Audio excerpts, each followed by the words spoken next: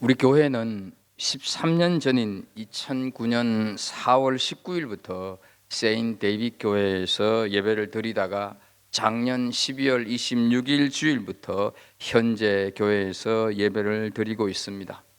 제가 지금 여러분들에게 종이를 한 장씩 나누어 드리면서 지나간 13년 동안 세인 데이빗 교회에서 예배를 드린 소감을 좀 기록해 보라, 이렇게 말씀을 드린다고 한다면, 여기에 있는 우리 각자의 그 내용들이 처음부터 끝까지 한 글자도 틀리지 않고 일치할 수는 없을 것입니다. 왜냐하면 13년을 오롯이 세인 데이빗 교회에서 예배를 드린 사람도 있지만 그렇지 않는 사람도 있고, 또 우리 각자의 개성과 글을 쓰는 방법이 다 다르기 때문입니다. 그러나 한 가지 공통점은 있습니다. 여러분 각자가 무슨 내용을 기록했든지 간에 세인 데이빗 교회에서 예배를 드렸다 하는 사실만은 동일할 거다 하는 것이죠. 이것이 바로 신약 성경 중 4개의 복음서가 우리에게 주어진 이유입니다. 사순절 첫 주일인 오늘부터 요한복음을 좀 살펴보려고 합니다. 마태, 마가, 누가, 요한복음을 가리켜서 사복음서라고 부르는데, 이 사복음서는 조금씩 그 모양과 내용이 상이하게 구성이 되어 있습니다. 동일한 성령 하나님께서 역사하셨음에도 불구하고 복음서를 기록한 사람들이 다 다른 사람들이기 때문에 그렇습니다. 하지만 우리가 사복음서가 서로 조금씩 다르다고 하는 것으로 인하여서 오히려 완전한 주님의 모습을, 온전한 성령의 역사를 우리가 바르게 이해하게 된다 하는 것이죠.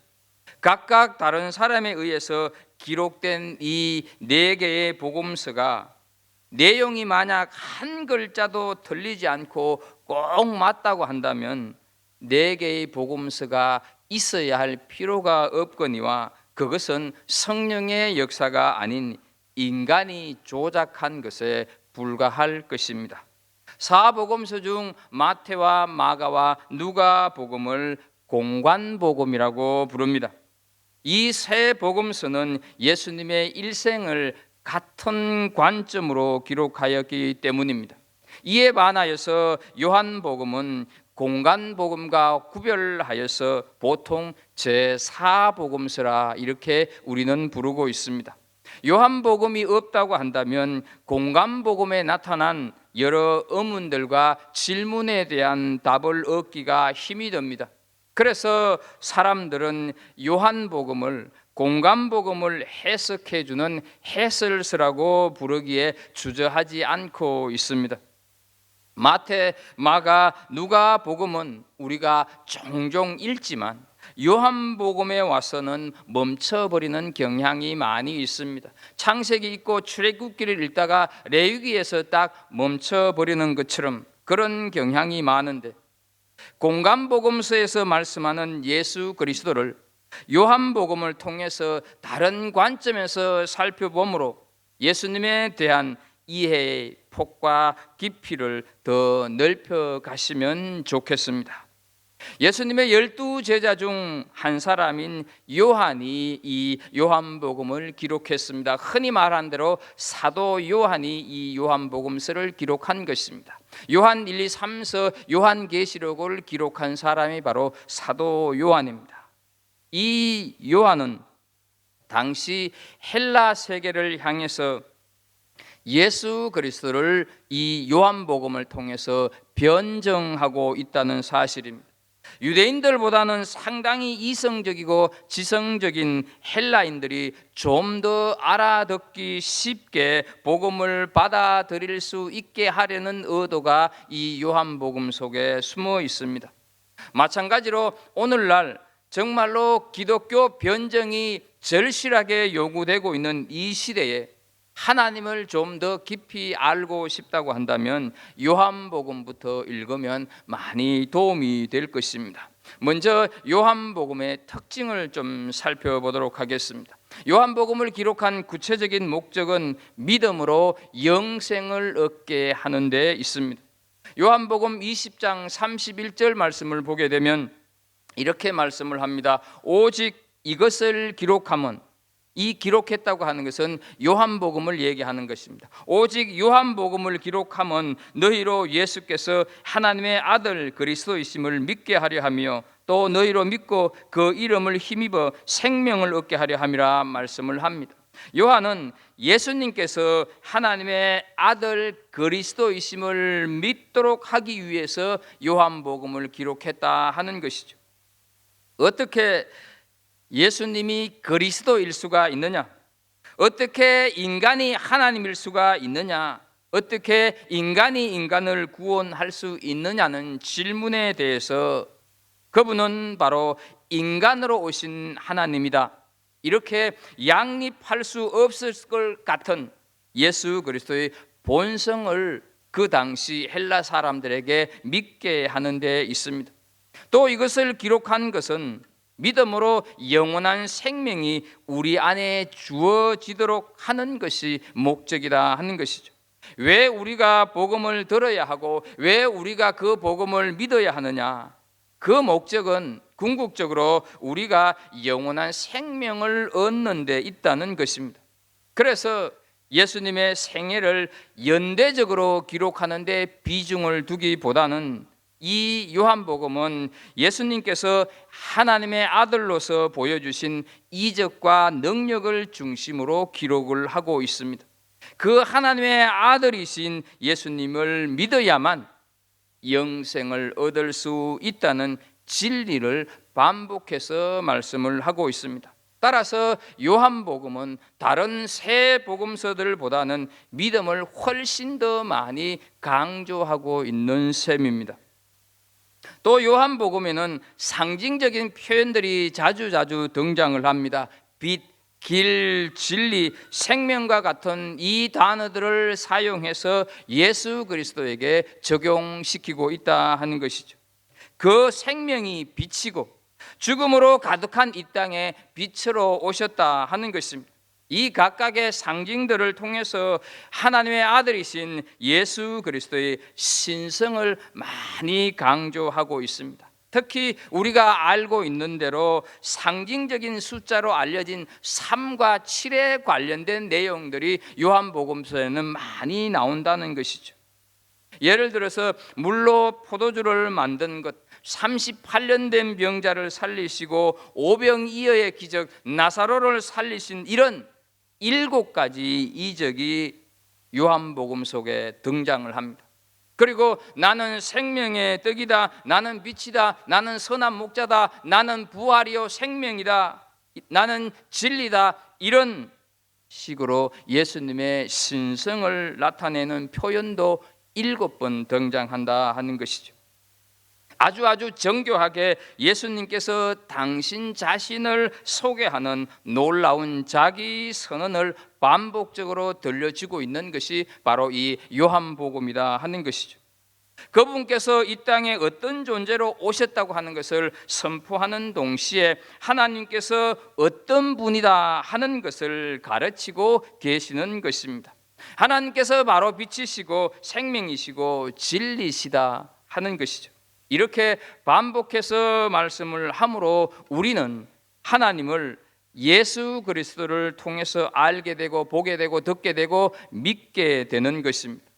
예수님께서는 이 땅에 하나님을 보여주시고 들려주시러 오셨다 하는 것이죠. 따라서 그분을 보면, 예수님을 보게 되면 우리는 하나님께서 살아 계신다고 하는 것을, 하나님께서 어떻게 이 땅 가운데 존재하신다는 것을, 하나님께서 어떻게 우리와 함께 동행하신다고 하는 것을 하나씩 깨달아 간다 하는 것이죠. 그러므로 우리가 요한복음을 반복해서 읽다가 보게 되면 어느 순간 그 생명이 우리 속에 썩 들어와 있는 것을 발견하게 될 것입니다. 생명이 잉태되면 우리는 죽음의 모습들이 사라지는 것을 경험하게 될 것이고, 생명이 우리 안에 살아 꿈틀거리게 되면 우리는 살아있는 것이 무엇인지, 살아있는 그 삶의 실제가 어떤 것인지 경험하게 되는 거다 하는 것이죠. 따라서 믿음이라고 하는 것이 관념이 아니라 우리 삶의 실제가 되고 우리 삶의 능력이 된다 하는 것이죠.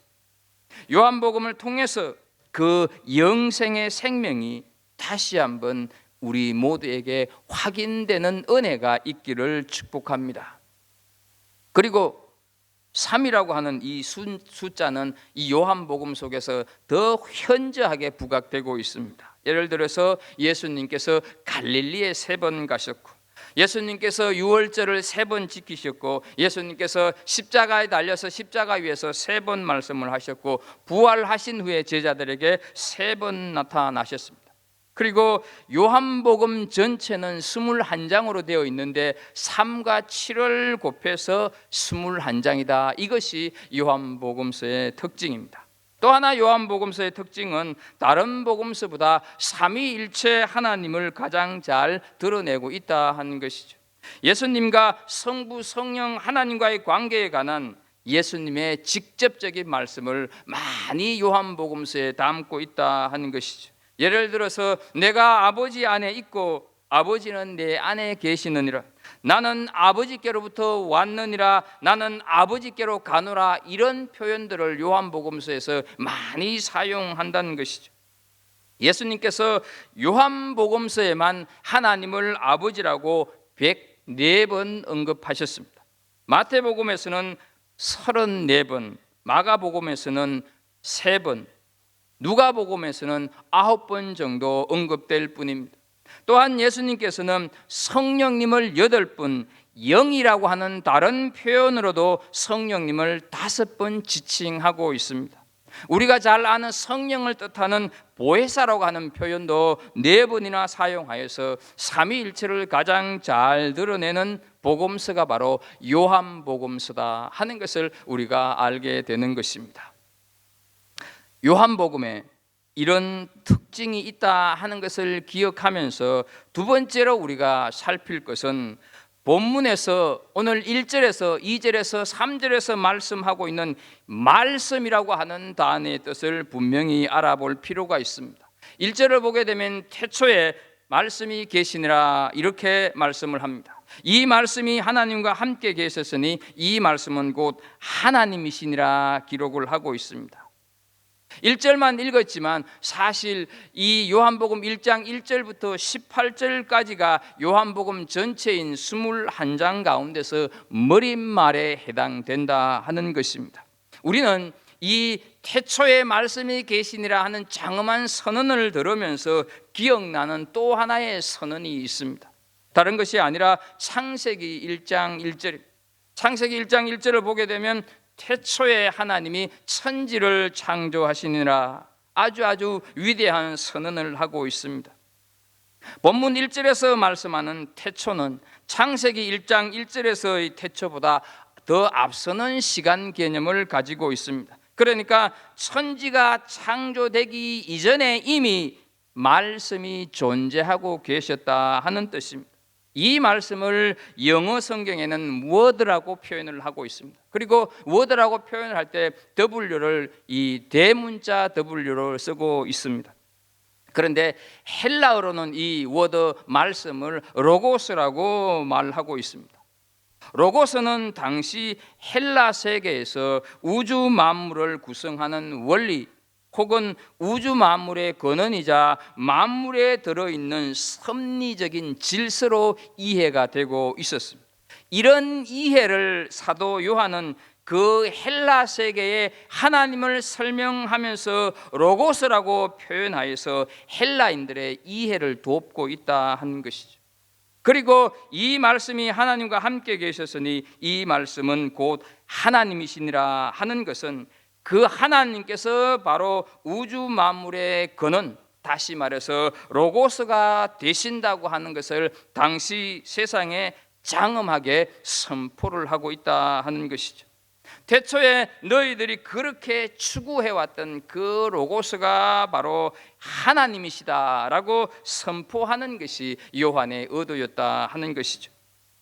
사도 요한은 태초에 하나님께서 천지를 창조하셨다고 하는 구약의 선언을 이제 새로운 신약 하나님의 언약을 선언하기 위하여서 태초에 말씀이 계셨다라고 하는 이 중간적인 표현을 로고스를 사용하고 있다 하는 것이죠. 헬라인들이 그렇게 추구해왔던 이 로고스, 당신들이 모르지만 바로 그분이, 그 로고스가 하나님이시다 하는 것이죠. 여기서 우리는 하나님께서 로고스, 다시 말해서 말씀이라고 하는 단어를 통해서 드러내고 싶었던 의미를 좀 더 구체적으로 살펴볼 필요가 있습니다. 요한복음 1장 14절 말씀을 좀 보겠습니다. 말씀이 육신이 되어 우리 가운데 거하시며 우리가 그의 영광을 보니 아버지의 독생자의 영광이요 은혜와 진리가 충만하더라 말씀을 합니다. 여러분, 말씀이 육신이 되어 우리 가운데 거하심이라고 하는 이 말씀에서, 다시 말해서 말씀이라고 하는 것, 이 로고스가 육신이 되었다고 하는 뜻이 어떤 뜻이겠습니까? 바로 사람이 되었다고 하는 말씀입니다. 그렇다고 한다면 사람이 되신 그분이 누구시냐 하는 것이죠.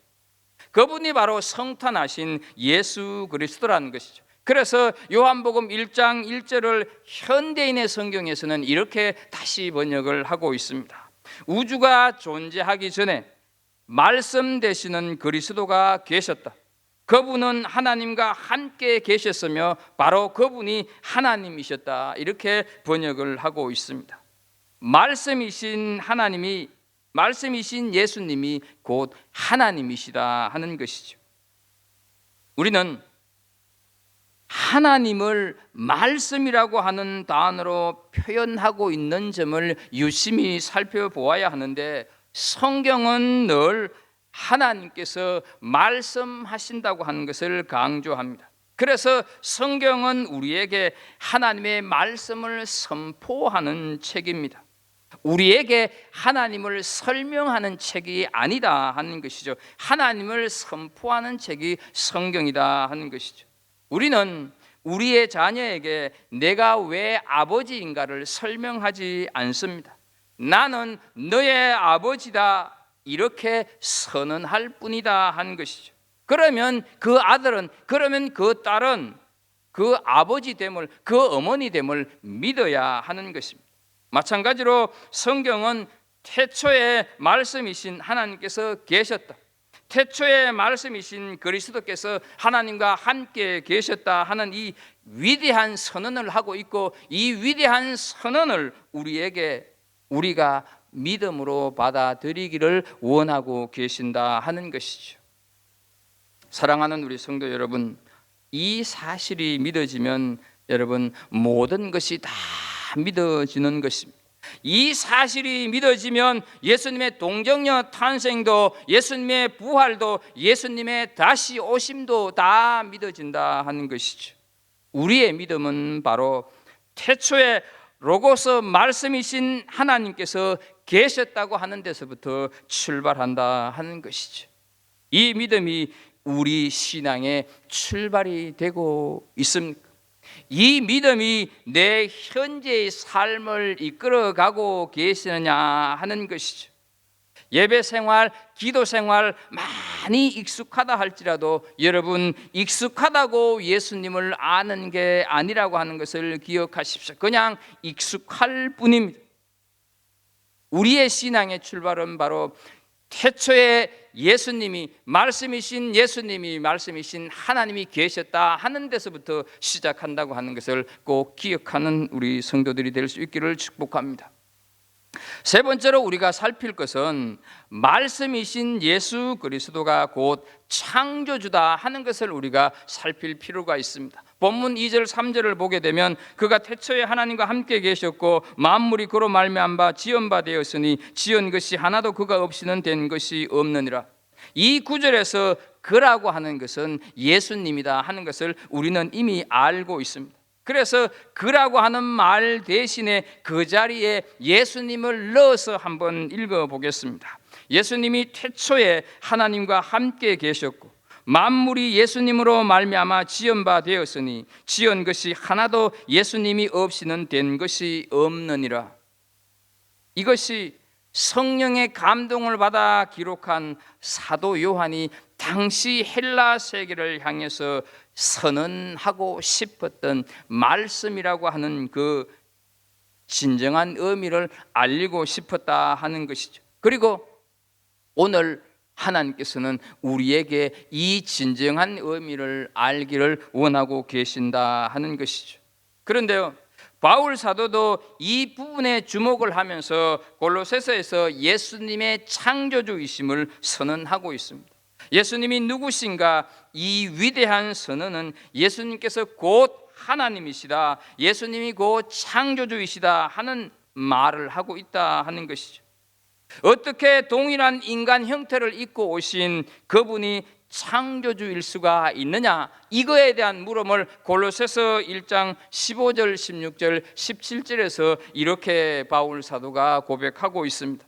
그는 보이지 아니하는 하나님의 형상이요 모든 피조물보다 먼저 나신 이시니 만물이 그에게서 창조되되 하늘과 땅에서 보이는 것들과 보이지 않는 것들과 혹은 왕권들이나 주권들이나 통치자들이나 권세들이나 만물이 다 그로 말미암고 그를 위하여 창조되었고 또한 그가 만물보다 먼저 계시고 만물이 그 안에 함께 섰느니라.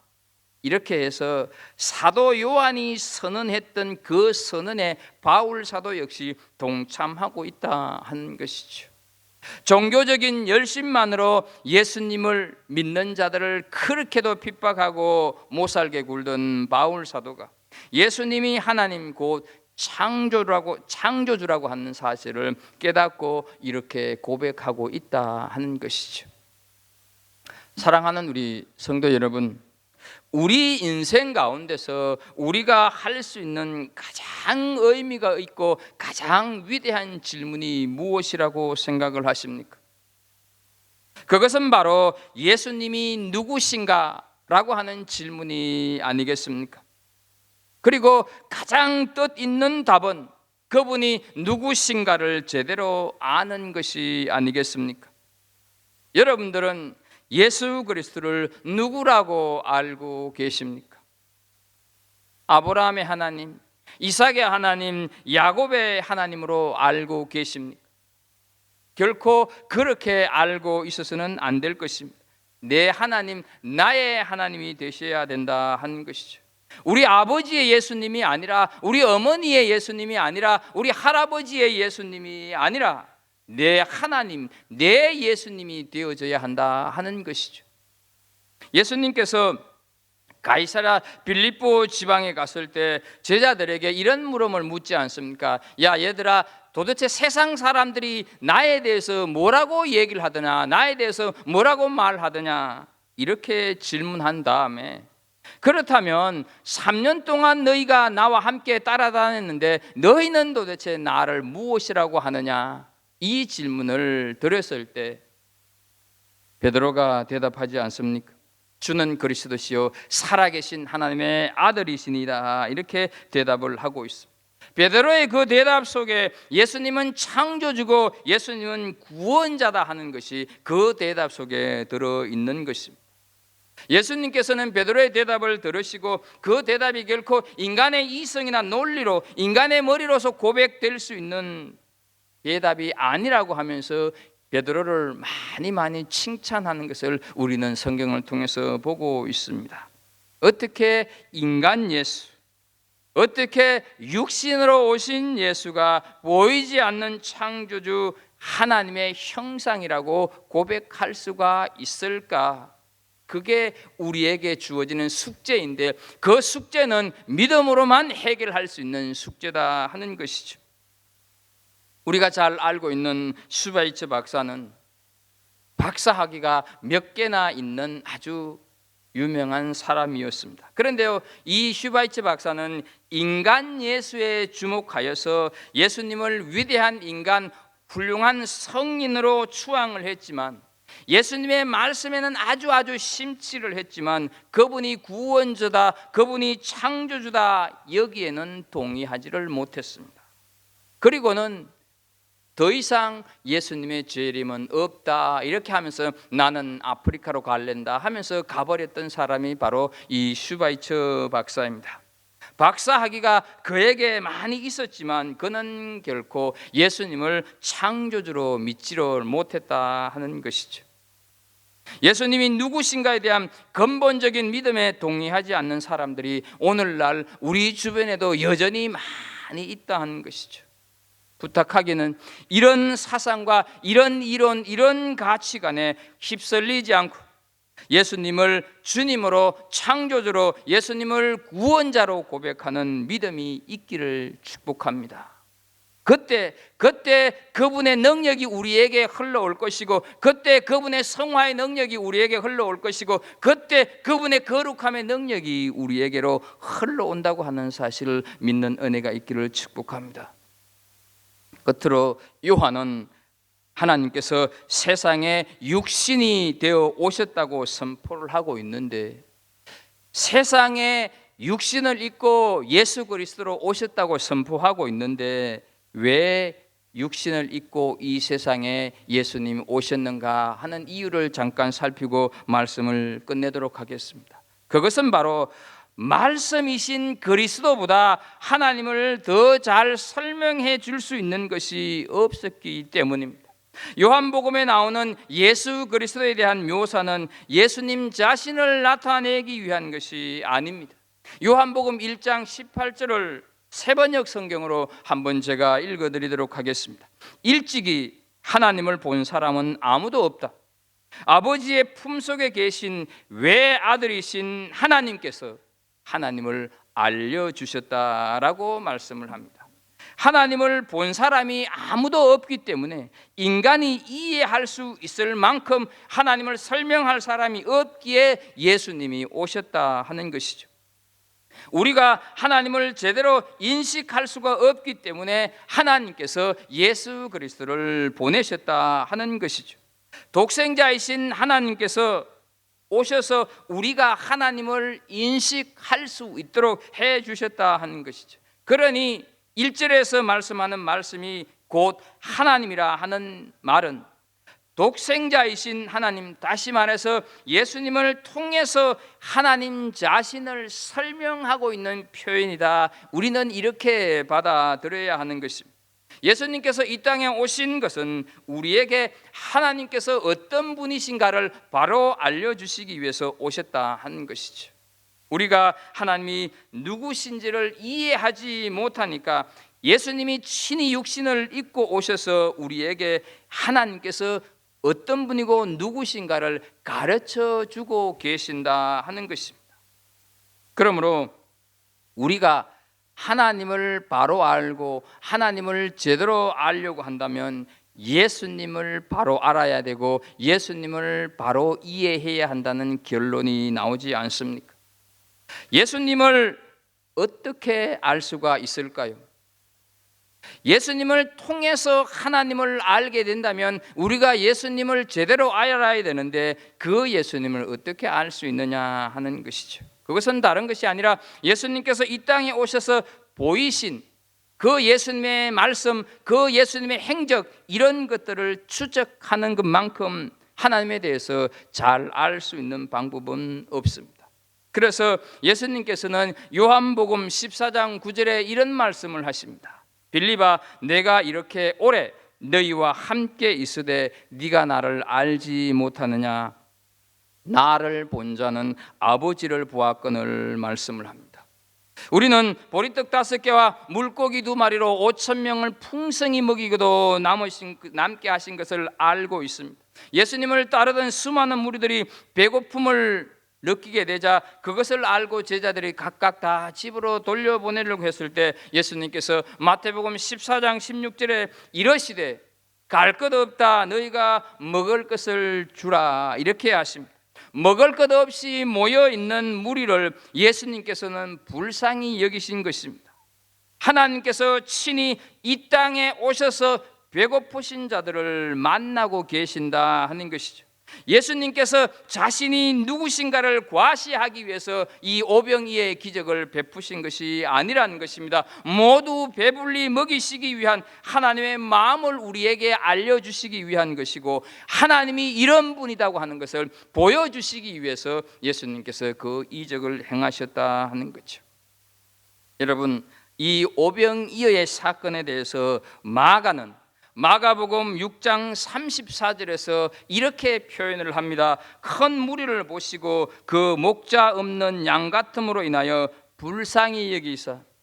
예수님께서 그 무리들을 불쌍히 여기셨다고 하는 것은 하나님께서 그렇게 불쌍히 여기신다고 하는 것을 예수님을 통해서 보여주고 계신다 하는 것이죠. 오라버니 나사로의 죽음 앞에 울고 있는 마리아를 보시면서 예수님께서 슬퍼하셨습니다. 요한복음 11장 33절을 보게 되면 예수께서 그가 우는 것과 또 함께 온 유대인들이 우는 것을 보시고 심령에 비통히 여기시고 불쌍히 여기사.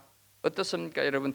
나사로의 죽음을 보시고 우시는 예수님의 모습이 바로 하나님의 모습이고 하나님의 마음이다 하는 것이죠. 사랑하는 우리 성도 여러분, 그렇다고 한다면 하나님께서는 우리의 질병, 우리의 현실, 내 마음의 상태를 보고 계시지 않겠습니까? 갈급한 내 심령, 어찌할 바를 몰라서 허우적거리는 내 인생을 보시면서 안타까워하시고, 안타까워하는 것으로 끝나는 것이 아니라 어떻게 해서든지 내 인생을 살리고 어떻게 해서든지 내 심령을 부흥시키기 위해서 이렇게 저렇게 애쓰고 안타까워하시는 모습을 우리는 볼 수가 있어야 한다 하는 것이죠. 우리를 보고 계시는 그 하나님, 나를 보고 계시는 그 하나님께서 우리의 삶 가운데 역사하고 계신다고 하는 것을 믿는 성도들이 되기를 축복합니다. 예수님께서 사람이 되신 것은 그것보다 더 분명하고 확실하게 하나님을 보여주실 수 없기 때문입니다. 그러므로 우리는 예수님의 말과 행동을 통해서 하나님이 어떤 분이신지 우리는 알게 된다 하는 것이죠. 여기에 우리가 예수님의 은행이 기록된 말씀을 읽고 묵상해야 하는 이유가 있다 하는 사실이죠. 말씀 앞에 서게 될 때 하나님을 알게 되고, 말씀 앞에 서게 될 때 하나님을 깨닫게 되고, 말씀 앞에 서게 될 때 하나님이 믿어지기 때문입니다. 말씀 앞에 서게 될 때 하나님을 볼 수 있기 때문입니다. 우리 모두가 다 말씀 앞에 서서 하나님을 볼 수 있기를 축복합니다. 말씀 앞에 서서 태초부터 계신 그 말씀이신 예수 그리스도, 태초부터 계신 말씀이신 그 하나님 만나고 볼 수 있는 은혜가 우리 모두에게 있기를 주의 이름으로 축복합니다. 기도하겠습니다. 하나님 아버지, 오늘부터 요한복음서를 공부합니다. 태초에 말씀이 계시니라. 참으로 우리는 알 수 없지만 태초전부터 말씀으로 계셨던 그 하나님께서 하나님을 보여주시기 위해서 인간의 모습으로 오신 예수 그리스도, 그분이 말씀이고 그분이 구원자고 그분이 창조주이심을 믿는, 그래서 우리가 날마다 말씀 앞에 서서 하나님을 보고 듣고 믿고 깨닫는 역사가 우리에게 넘치게 하여 주옵소서. 예수님의 이름으로 기도합나이다. 아멘.